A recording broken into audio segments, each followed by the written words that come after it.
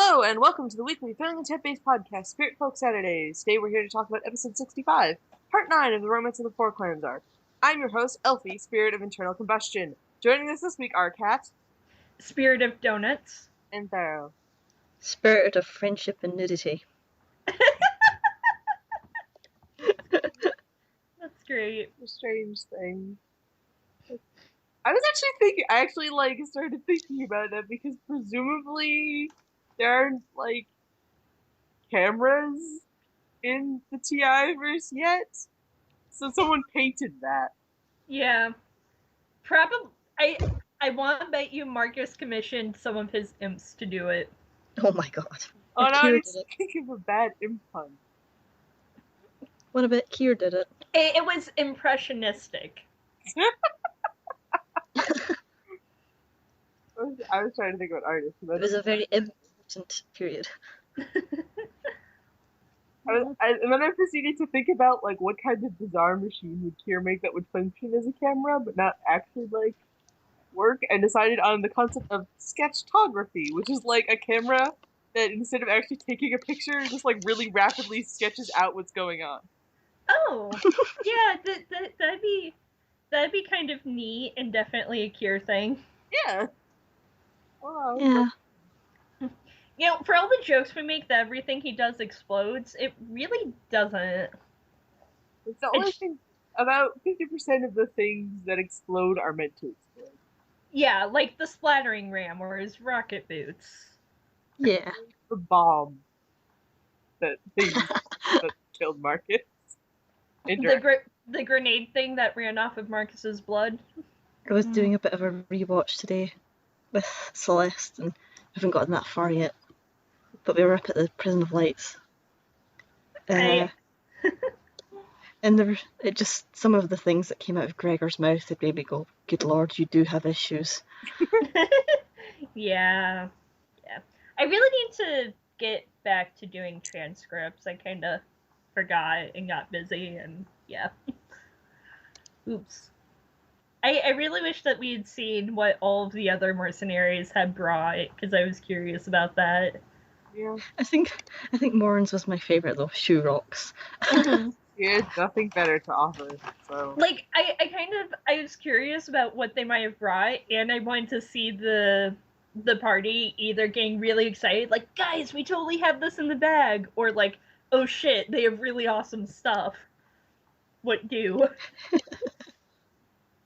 It is questionable, what else would other people have brought? The only thing we ever heard about that was notable was Pavilions here. Yeah.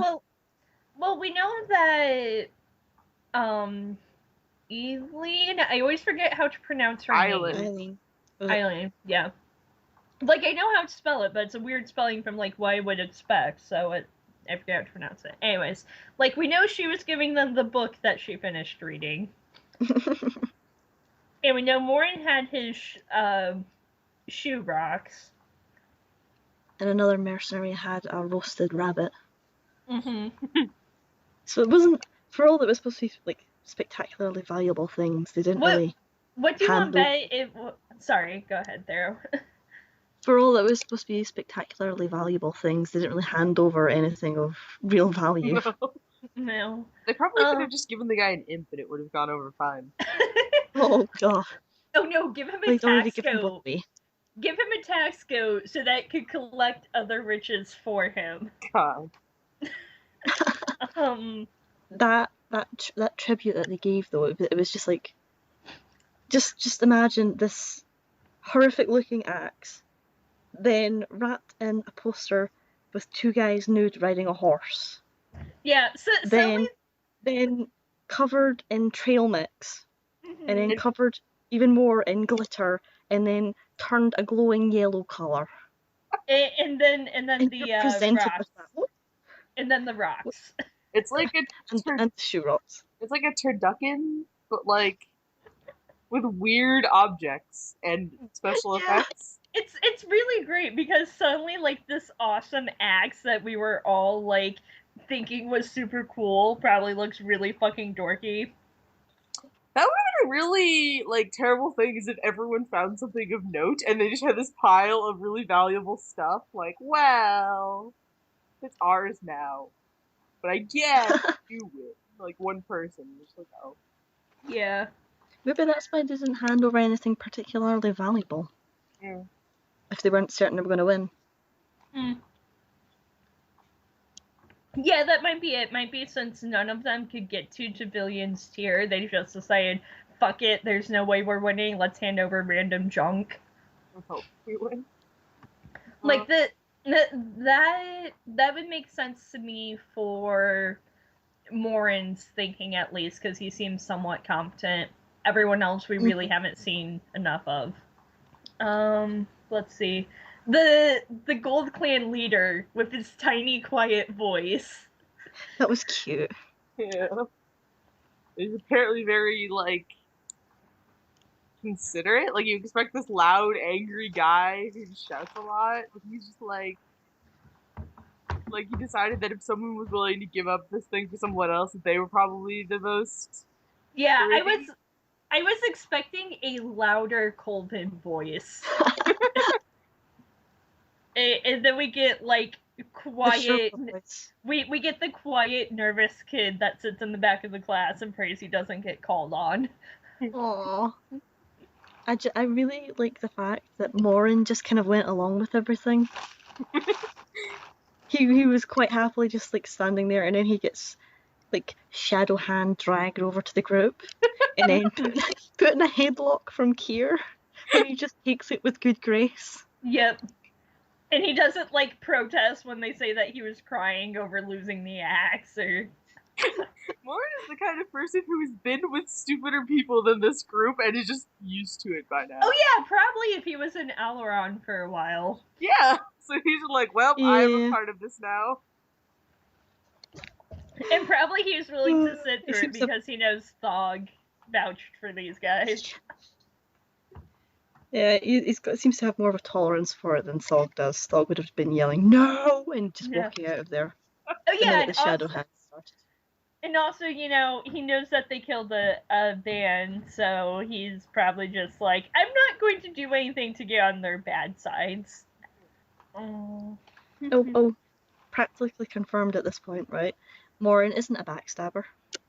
Hopefully. He has no reason. I'm still convinced, and I'm going to be convinced for as long as Morin exists. The arc isn't over yet. Yes. Like, no, I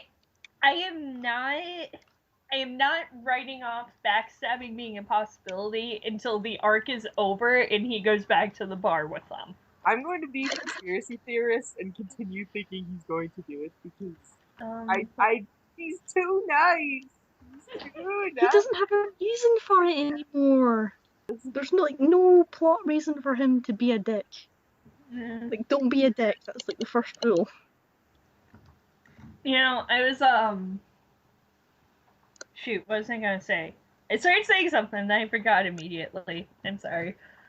Oh yeah, Old Innie actually had beer, like normal beer. It was just like. Well, yeah, Ash snagged a glass of it the previous episode, didn't she? Yeah, but like that was just her grabbing something. This time, Old Innie actually gave Marcus regular beer. In like Meadshire, didn't he just have like paint thinner? Uh-huh. Yeah. That Ash was still drinking. Just that was. She must have some constitution. Well, healing. Yeah. Yeah. Maybe she's impervious to poisons. Well, we've been over the whole Spiritfolk might get an immunity to poison thing or whatever because. Like, another thing I thought of, because of the recent rewatch I was doing with Celeste, no one on none of the Spiritfolk recognize Ash as Spiritfolk. They always just go, I don't know what you are, or you're odd, or something. Maureen calls her something more disgusting or something like that. Yeah, so Khalil is just kind of confused. Yeah, so I don't know if that theory still stands, considering You would think that they would know what she is. That doesn't mean that there isn't some relation in a way that isn't like direct, you know? Yeah.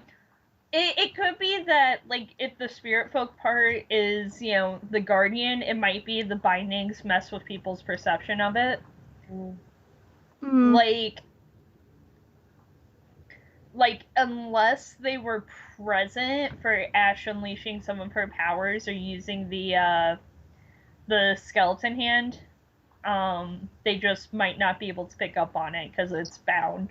Did we name the hand? We had like 2 names for it. Hands. We called it Hands. Yeah, wasn't there another one? I don't know. I just know that I'd named it Hands, and people I seem to think agree with someone it. suggested Marcus Jr. I like hands more. Oh, there was something. Oh, me and Sunset had like a conversation when I was rewatching the Golem arc about are the golems technically is divine magic the same as spirit folk magic? And if so, are the golems artificial spirit folk? And we sent a letter to Jay, and he just replied with a bunch of maybes and evil smiley faces. Yeah, because I remember you posting about that. Like, it was something like, are golems artificial spirit folk, or are they artificial divine magic? Yeah. And it's just maybe smiley face. Oh, evil smiley face. Maybe. And the maybes just kept getting longer. And that Ash is presumably using divine magic because the AS didn't mess with her like it messed with Mark. Yeah. Which, that was another thing that we're using as a point for Marcus possibly being part ASMR. Well, it only messed with him because he uses arcane magic, and arcane and divine don't work well together. Yeah, but I meant, like, if the golems are like artificial divine magic instead of artificial spirit folk, and the fact that he was able to make one. Well, you just need divine magic to do it. It doesn't. That's what the Eos was. Yeah. So. Shoot. Yeah. I don't know. I'm just very excited to like find out some more of the stuff.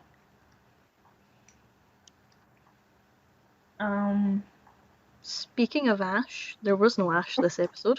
There was a ghost Faust though. That's my favorite like, thing is whenever people aren't present, like the characters aren't present, but the players are still there, and you can just quietly hear Foss laughing in the background. Quietly. Yeah. Or like outright cackling half the time. It was fantastic. Well, yeah. I didn't notice him until like the end with the Marcus put your pants back on. I noticed it quite a lot, but then I don't know. Maybe I listened for it a little bit too much.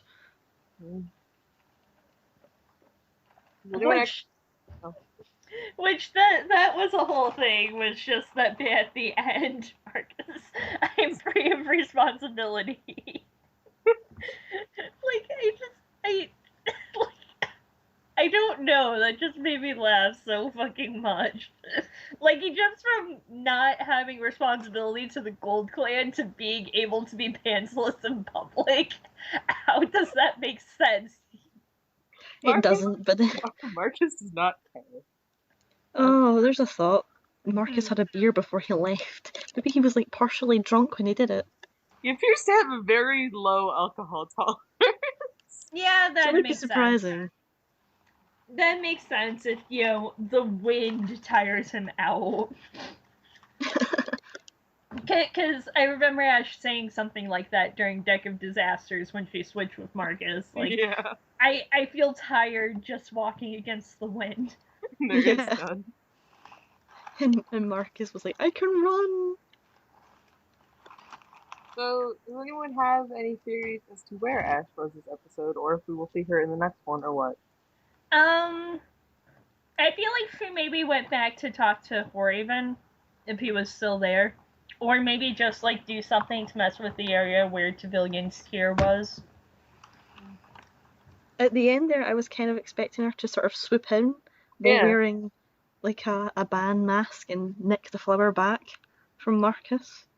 Oh god, she suddenly turns into the... Oh, what's his face from Avatar? Like, the blue spirit? Oh, yeah. Wearing band mask, dual-wielding swords. Yes. Dual-wielding her sword and her knife. Yeah, that'd be and awesome. No one recognizes her. Yeah, that'd be awesome. No. I expect she'll come back and like we were talking about this in the chat a little bit. The band are probably the lost fourth clan, and I expect she'll come back with a bunch of them, or like having talked to a bunch of them and wanting to confront the rest of the party or something. Well, it said that if there was like a familiar voice or whatever, I was expecting it to be her, and then it was just the guard whose name no one remembers. I was hoping it would be her. It was like, Ash tribute, aww. Would have been like a bottle of fog apple or something. Yeah, you know, with the familiar voice thing, I was half expecting like a last minute run into the wedding to say you object sort of thing, where like she expects Marcus and Gregor and Kier were handing over civilians here, and then she gets in there and Marcus still has his glowing fairy pack, and they just have this, you know, the axe that they're handing over, and she'd just be like, oh, never mind. Like, that would have been so silly. Fitting though. Yeah. I don't have another theory, but it was a comment that Kier said. Like, apparently, Ash smells like the ocean. Yeah. Interesting. Yeah, not what I would expect. Like, I would have expected a Earthy? what's it called? Yeah, like earthy or woodsy. Foresty. Yeah. They do live on islands, so I mean. Well, yeah, but it's like a heavily forested island, and it's probably. Thera, was it you that came up with the volcanic island idea to allow for that? It was in the college story. Yeah. And and you know, you gotta figure the Guardian probably would have lived close to the heart of the forest. That would make sense to me, so I wouldn't expect her to smell like the ocean, but I wonder if it's got something to do with her song, how she mentions pirates. Yeah, it could be that. It could be she's been away from Meath long enough, and This is an actual conversation we're having. About how one of the characters smells. Well, Marcus smells like brimstone, so. Yes. I think I would prefer ashes rather than the brimstone stench.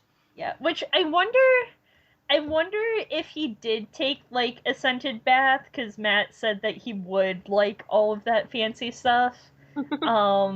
I wonder if he did take a fancy bath, how long that smell would last before the brimstone came back.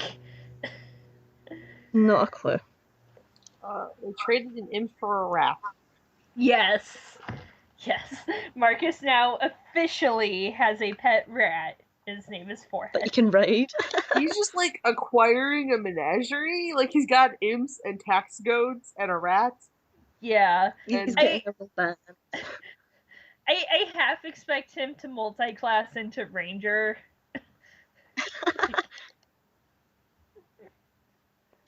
He's like, oh god, he'd be like a bard ranger sorcerer.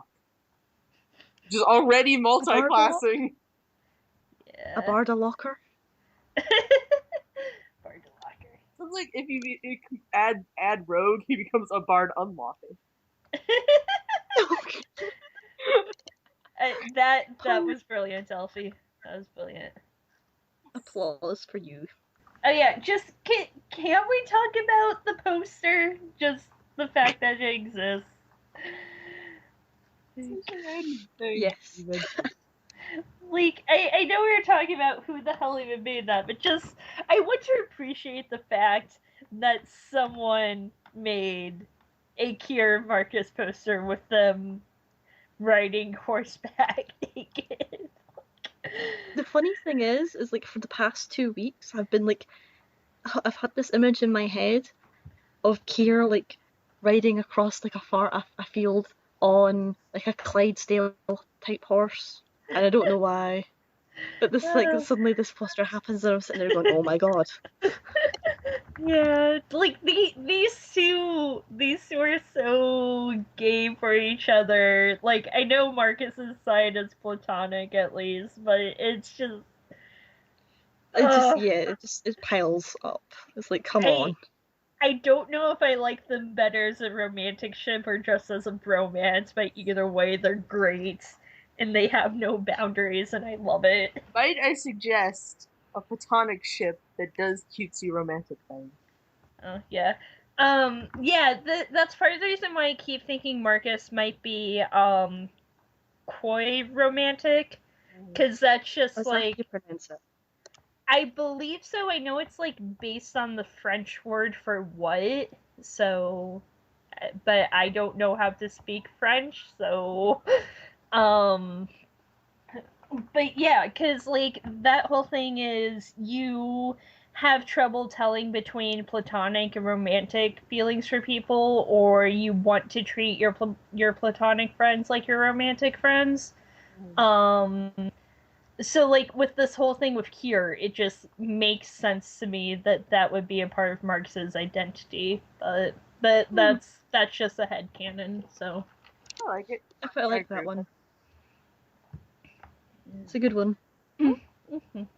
And really, really fitting. Yes. Like, you know how I said Kier riding a Clydesdale? Yeah. Mm-hmm. I actually had mental images for the other ones as well. So you would have, like, you know how on Tumblr there's that post going around and it's like the golden sort of horse. And it's like someone underneath comments, like, this horse looks like spun gold. No. No, alright, well, if quickly Google this horse looks like spun gold and you'll find it. And it's like, that is the one I see Marcus wanting. I see Marcus riding a nightmare because that's like a warlock thing. So Ah, Mm. Ooh, I that was just is a thinking very real world pretty horse. horses. Yeah. black Uh, horse with fiery feet because it's cool when he flies. Yeah. Although with Marcus, he'd probably go for the sparkle horse. yeah. Or both. Um, It sparkles, but it also like runs fire. Ooh, it's like it's a nightmare that looks like the night sky, so it's all like glittery and black Oh like yeah, stars, and yeah, yeah. that would be. um, for like Ash, I just imagined her with like the average looking paint horse, just like a horse that's got paint, like the paint pattern on it, and it's like maybe brown and white, and it's just like a horse. And then I think Gregor would just be like riding this like a donkey or something. My favourite one was in my head I pictured the scene. It's like all the others have picked their horse and they're like, yay, horse, whatever. And then they don't see what Thog picks until like he rides out on it. And it turns out to be a Frisian with like the wavy plaited hair and like the fancy ass brindle or bridle rather, and like it's all got like silver bells on it and stuff. And his is like the fanciest fucking horse, and he's just like they're all staring at him like, what the fuck? And he's like, what? Like, are you going to insult my horse? It's like, and it's like decorated with silver and stuff, and it's just Nice. like, his is the fanciest horse.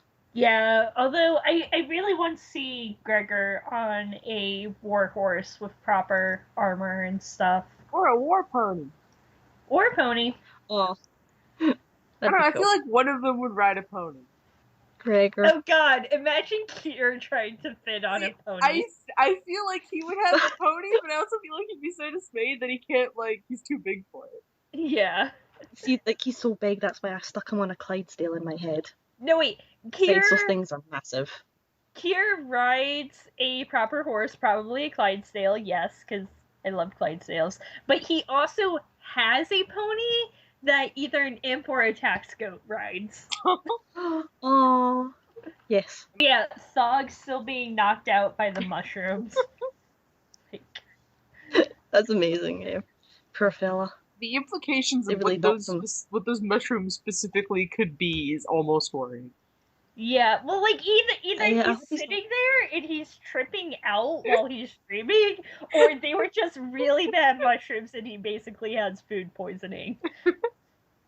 I almost hope it's like the first one, because food poisoning is very unpleasant.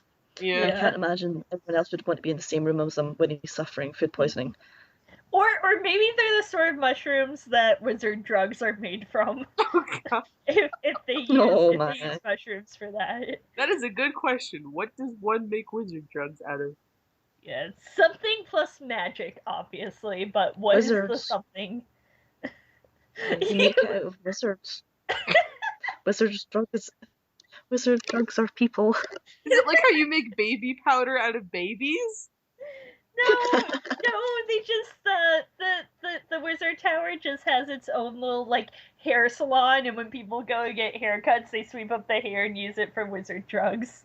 Oh, God. I thought you were going to do like a Sweeney Todd thing there. No. I like Theros. When people go for a haircut, they just vanish. No.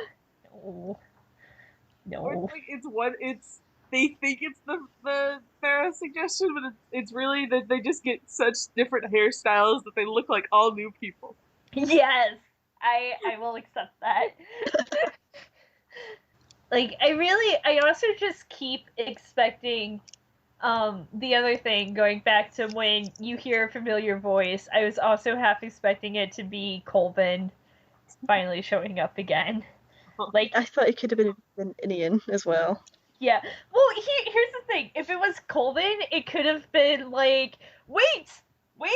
I know I didn't sign up properly, but I have an amazing treasure for you. Admittance to space camp. Oh, God. Wouldn't that be great? That would be really cute. That reminds me of the moment I had like last night. I think it was last night. I don't know, my sense of time is kind of distorted. Where I was I was looking at the translated letter, and I realized that when it said Inian's fortune, it didn't mean like her future, it meant her literal like money. Opie, did you not? I did not figure that out. How? That line always really confused me, and I figured it was just Colvin being confusing. How did, like, I'm like, that's really cute, but like, how did that make any kind of sense to you? I don't know. Divination is a type of magic. I have no idea. I have the witch's future in my hands, and I'm using it to rebuild the space camp. Something like that. I didn't know what else it could be. Discuss more of those letters sometime. Yeah,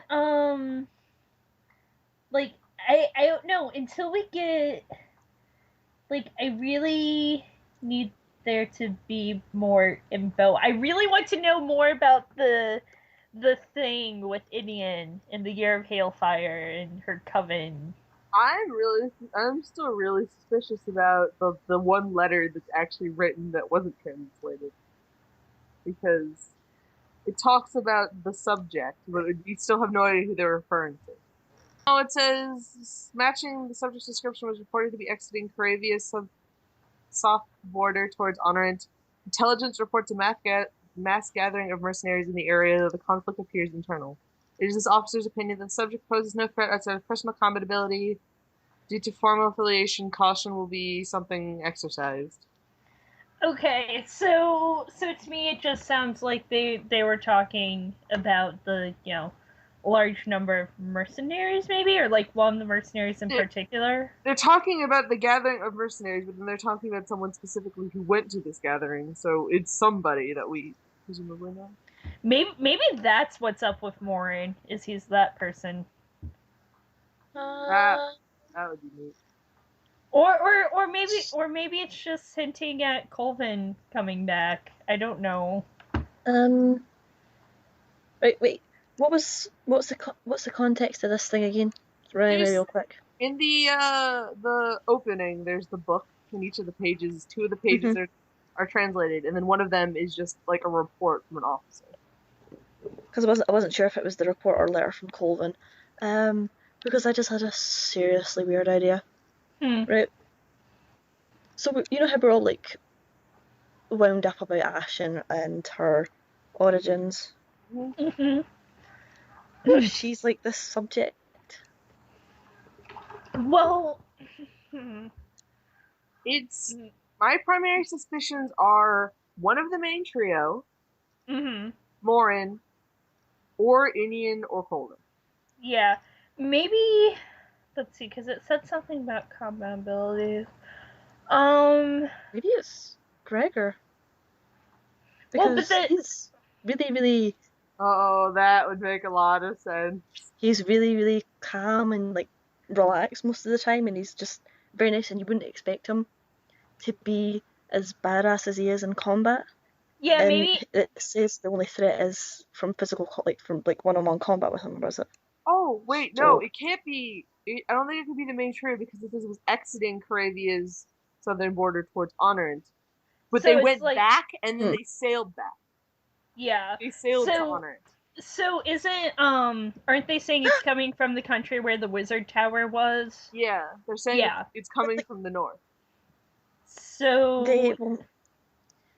Yeah, Jay had that secret message or that like sort of hint that he dropped in one of the emails, and it was they came they came from the west or something, or whatever it was, Widley or whatever the word that they used for west was. Yeah, so it's not Yeah. what you think. Yeah. Which, yeah, there's that. Like, guys, come on, be consistent. The map compass has a different thing, and then this letter has, the normal word for it. Anyways, but yeah. So given all that's probably Colvin, I would think. I'm holding out. Yeah. But who knows? I mean, who knows when this will come into play? I mean, we still haven't seen Zeth, and he was in there from the entirety of when they had the theme song until they changed it. Yeah. Yeah.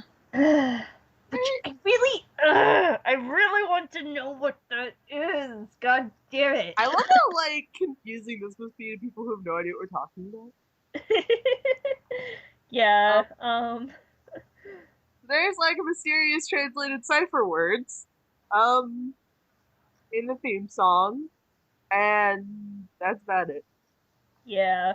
You should probably put translations or something or links to them and in the description or something. Yeah. They if they want them, they must join the TI Skype chat. Yeah, there you go. Elfie, don't I'm holding the them hostage. I mean, we already have what, 30 people in the Skype chat? 33. I mean, if anything, they'll just encourage Jackson to keep holding the numbers hostage, I feel like. We have 2 of them now. We're sleuthing it out. Yes. Slowly but surely. Slowly but surely. We will find out where Meath lies. Yeah. Or at least what points to Meath, because remember, that's... Yeah. I still do not think it is B8. I disagree with everyone else. Yeah, I still think it's one of the squares that has a ship or something in it, and the ship actually points to Meath. The direction that it's facing is, yeah. Well,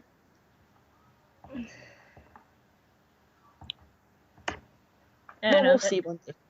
Yeah. But probably not for several months. Probably not. Or we'll get to the point that we'll have all of them except for that one, and then it becomes startlingly obvious because there's no other numbers left. Yeah. Oh, you know what? Maybe that's what's going on. Maybe, They would do that. Because, remember, I emailed them asking about something, about, the nature of Spiritfolk and how much they need belief, or, how much people believing in them affects them. And Jay was like, yeah, you're going to find out during this arc because it has to deal a lot with that. So I wonder if all of this with Tavillion's tear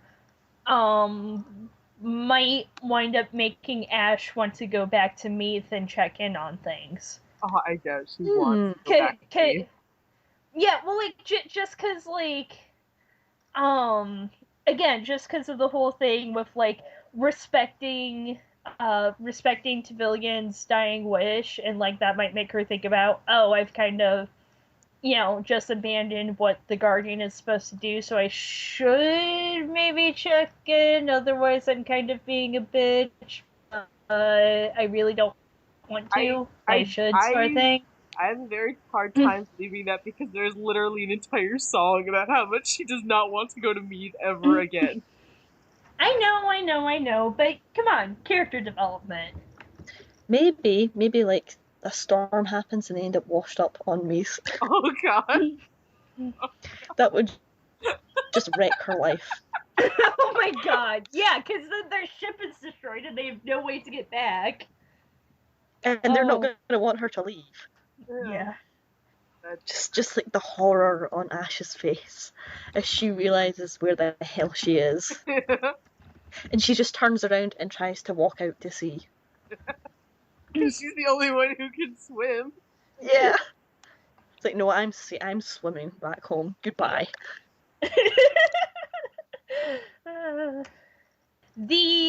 Something I noticed, like, it was probably just, Jay deciding to be lazy, but he did not move one of the mercenary tokens into the line when everyone was presenting their stuff. And it's just like, what's the deal with that?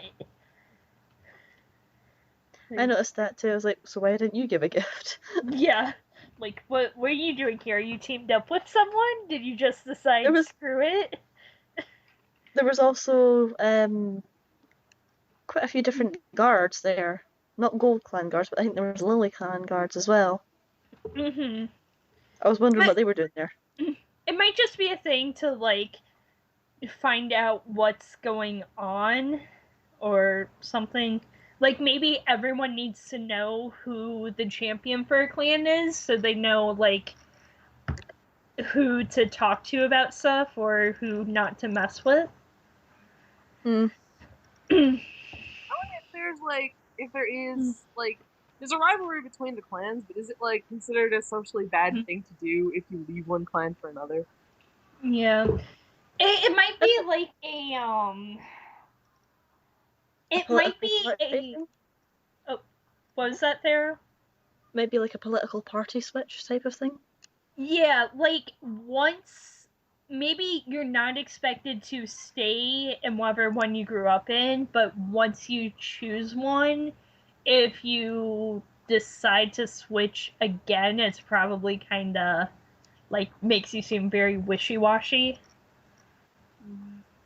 I don't know, like, maybe it's like, maybe they think it's some way of, like, trying to find your own truth or something, I don't know.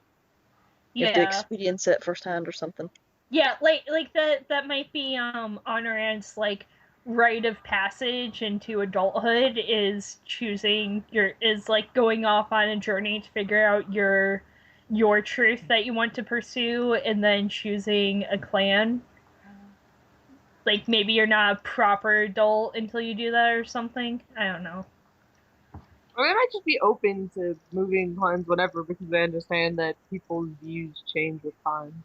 There's also something I was thinking about, but I don't remember. I didn't bother to rewatch the episode before this one to, like, make my point clear. But it's like Tavillian cursed the land of Iocho because they refused to move. Yeah, that just means that the rest of the world is like unlike that because the clans, as they mentioned, have like they move around a lot. Yeah. Yeah, like, that's the thing, like, maybe the clans are a separate thing, like, they are citizens of Honorant, but not everyone is part of a clan. Yeah. You can't exactly just abandon a city for, like, a few months at a time. Yeah. Well, if they're nomadic, I don't know. Because it might be Maybe Tavillian was punishing them for not being nomadic. Yeah, that's what it sounded like. Kind of. Or, like, I think it was more a punishment for, like, specifically following him or something. Because remember, he was trying to refertilize the land, but because of everyone eating the apples, it couldn't do that. So it might be that the people there were travelers, but then after all that they decide to stay there for some reason. I don't know. I lost track of where I was going with that. Shoot, there's something else in this. Blurg. Oh yeah, maybe the thing with the clans in the city is that typically there's like only one or two of them there. Like it's a special enough place that all of them have stuff set up there, but they're not always present because remember Morin said something about it like great migrations don't usually bring them all there at once. I'm thinking about Game of Yeah. Thrones now. There's that one city that the Dothraki go to where you're not allowed to like do terrible stuff because it's sacred. You get in a Yeah, bunch of trouble Yeah, for it. no weapons allowed. Yeah, like that. yeah. So maybe it's basically symbolically maybe it's similar. Mm. Just because it's honor it, they actually fight each other more because the land of competing truths. Yeah. But yeah, so maybe usually like the Great Migration is like one or two of them are wandering around, and this time it just like lined up that the one that was currently staying in the city, their migration hasn't started. Like whichever one this is, their like cycle of migration hasn't started yet, and the other two's just happen to be ending at the same time. I don't know. I have a question of why they migrate around though. Like, is it does Honorant experience 4 seasons? Like, is that? Yeah. It might be something to do with supply of food and things, yeah. Mm. Yeah, We but haven't really seen how big the clans are or anything. Like, we don't know the numbers. We don't know how they really support themselves if they're like massive. yeah, we don't know like how the citizens are divided up who aren't guards. Yeah. If they stay in Honoran, there's lots of stuff still to find out, that's for sure. Yeah. And if they don't, then we can just, pester Jay some more. I'm sure he'll appreciate it. Yeah, I was just thinking, maybe I'll shoot them an email right after this about how the clans work more. That we just need like an encyclopedia by this point. Right? Like, come on, guys. Set up your Patreon or a Kickstarter for yourselves or something and make one of the things a world encyclopedia for this. But then you'd have to reveal things about me, then they're not ready for that. I think you do like a weekly update kind of thing where they do like a few pages a week based on whatever's currently going on in the story. Or they could do like bonus episode stuff where it's just like they talk about some of the world building relevant to what's going on right now. Like how you've got how everyone wants, Thog explaining magic and stuff. Yes. You could have In Gregor's Ash Monster explaining Corner about like geological, or well, not geological, but political climates in various countries and stuff. Yeah. I just want all of the characters to have their own sort of talk show that gives us more info about the world. It's like a mini television segment that just is so bizarre. Yeah, just little 5-minute infomercial sort of things. I still really want Ash plays Five Nights at Freddy's. I don't know why. I just do. God, I still think that would be the most amazing thing in the world. I feel like I have no idea how any of the players handle horror, but I think Faust would be the one that's too like he makes too many startled noises to be able to stay in character while playing that. That would be the cutest thing though. Come on. It would. It would. It would. Oh god, now I'm thinking about it. Oh god. It's so cute. I need it. Yeah. It also reminds me is we had like an episode of Last Call and then it was just never acknowledged again yet. Yeah. Been like yeah. a month at least. I know. Yeah, but it'd be nice to have some more last call. I think it's been 2 months actually. It was posted on January 15th, so it's 2 months and 4 days. Yeah. Wait, I'm dating it. It's I need almost to know 2 where months Thog now. went. Uh, I need to know where Thog went, what he's up to. oh god, I really hope that next Friday is a bonus episode, because that would make me very happy. Like, I really hope that next Friday is we find out what's in the box of secrets fan art fridge. Because that would be a very nice birthday gift. Need more fan art fridge for sure. Yeah, I want them to open up the box of secrets with all the shippy fan art and to get more They already reactions. did that. No, well, we got Ash's reactions to your stuff, Alfie, but that was it. I want to see Thog's reaction to some of the stuff, yeah. 3W spoils us, though. They really do. They do. Yeah, they're too good to us. Like, they answer most of our questions. They're very they don't let their schedule slip with the episodes. Jackson's giving us, like, new art. It might be unofficial art, like that thing of Blue Mage Indian that he did, but, he usually has art that he shares on his Twitter, and just...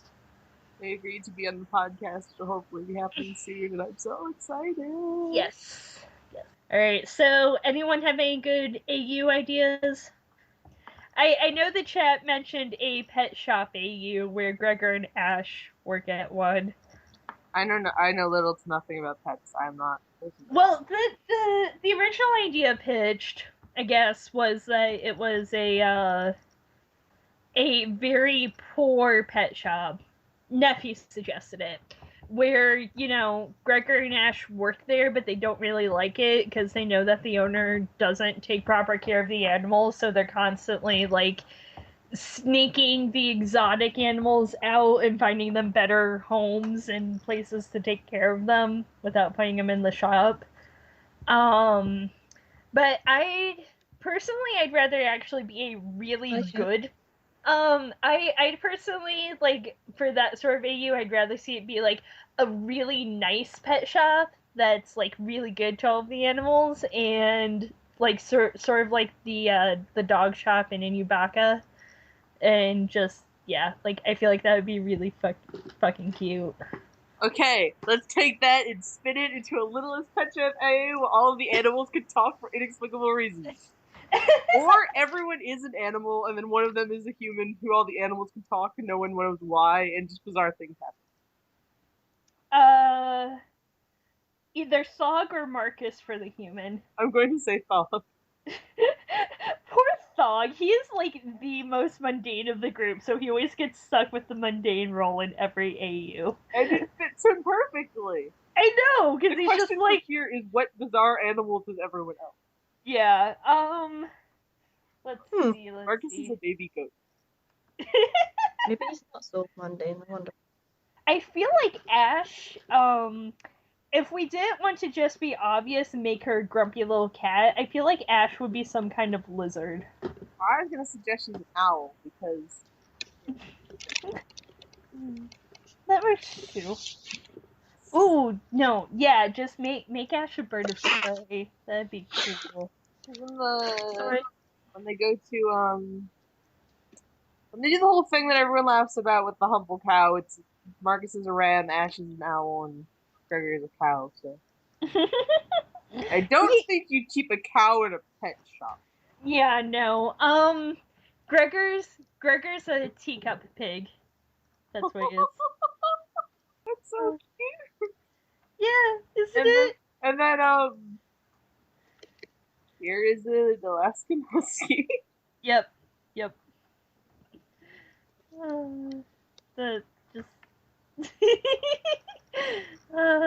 I just Gregor as a little teacup piglet, like, Don't is a cat who is convinced she is a pig. Or a pig who's convinced she's a cat. She's a cat who's convinced she's a pig but cannot ignore her cat-like instincts. Or she's a bat that acts like a cat. Because I feel like Ash needs to have a flying friend if she's an owl. God, that just... Oh my No, god! Indian so would be cute. like a raven or a crow, and she and Ash would just not get along. Yes. Colvin is that weird half-blind dog who's deaf in one ear. No! Who occasionally walks into things.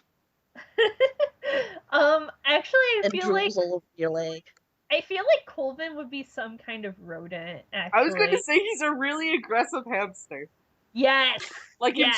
Was it G-Force? And he's like a hamster ball that he just runs full force into things. Yes, I fully approve of this. Hamster ball Colvin. Hamster to hamster ball Colvin. That would be a really entertaining thought. Is just regular Pen and Colvin in one of those giant hamster balls. Let's be real. If anyone in this show had a human hamster ball, it'd be Kier. Yes, and it would be. Oh god, he did that thing where he like tries running across the water and then just gets stuck in the middle of the ocean. Guys, look! I'm perfectly protected from everything. Cheroth is a shrimp that's in like the fish department. Yes. That Ash liked for some reason, and no one really understands it. Charoth is a mantis shrimp.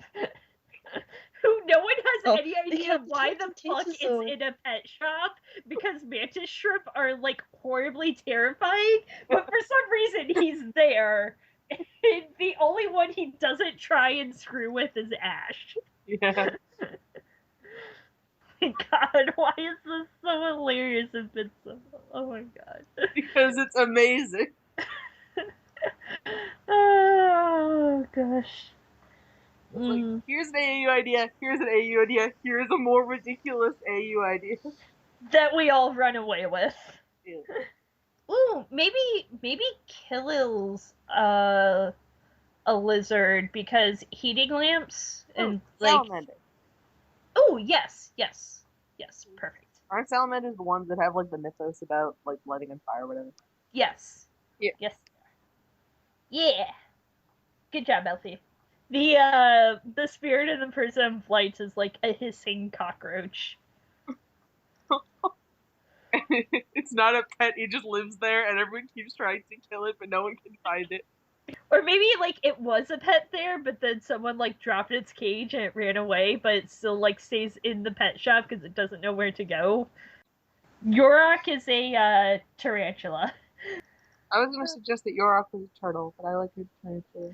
Yeah, just because I was thinking, okay, what's something that's really hairy and that would like put everyone off, but can be kind of cute? Vern is a snake of some sort.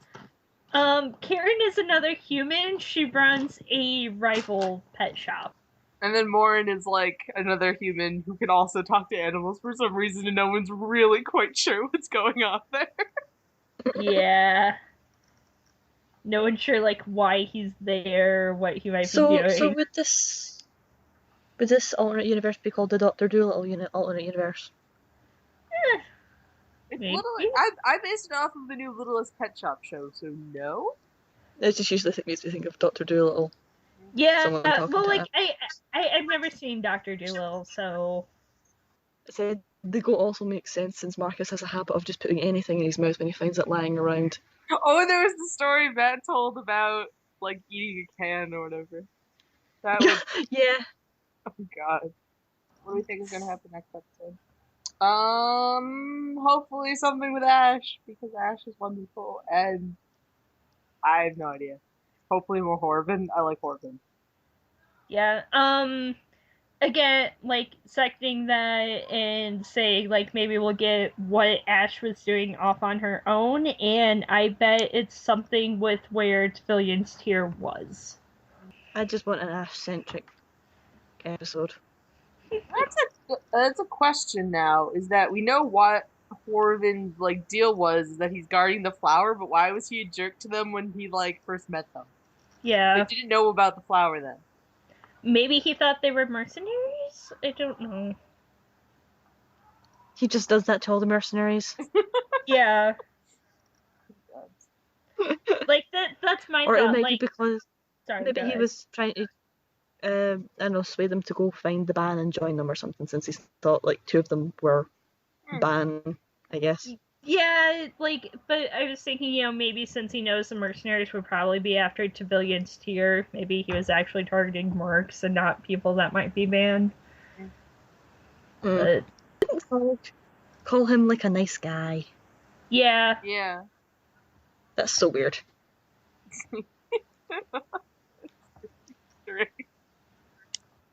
Alright, so, you can find this on Tumblr at spiritfolksaturdays.tumblr.com, which is where we host all the other episodes, as well as the YouTube that you're presumably watching this from. So, goodbye and see you next week. Bye. Bye.